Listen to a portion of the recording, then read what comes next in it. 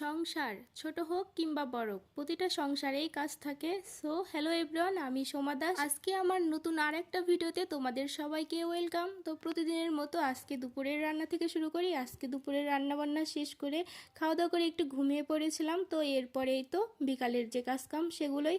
তো এরপর ঘুম থেকে উঠে আমি পুরো কাজগুলো কমপ্লিট করে নিলাম, ঘর গোছানো থেকে শুরু করে ঘর মোছামুছি।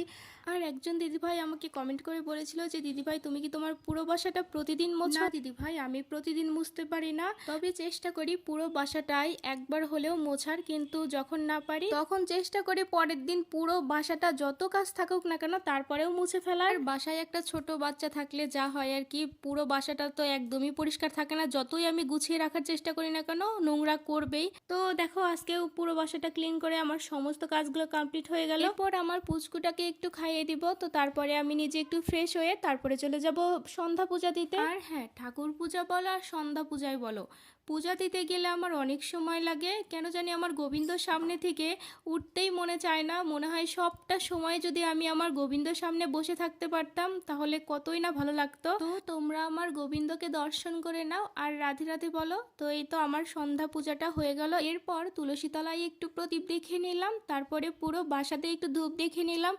পুরো বাসাতে যখন ধূপ দেখানো হয় মনে হয় পুরো বাসাতেই ধূপের গন্ধে মোমো করছে। এতে কি হয় বলো, পুরো বাসাতেই একটা পজিটিভ এনার্জি ছড়ায়। সন্ধ্যা পূজা কমপ্লিট করে চলে আসলাম আমার পুচকুটাকে বাবু করে দিতে, আর মেয়েকে একটু চুল বেঁধে দিলাম। এরপরে ওকে পড়তে বসালাম। তো আজকে ভিডিওটা এই পর্যন্তই। তোমরা ভালো থাকো, সুস্থ থাকো, আরও অনেক গল্প হবে তোমাদের সাথে আবার।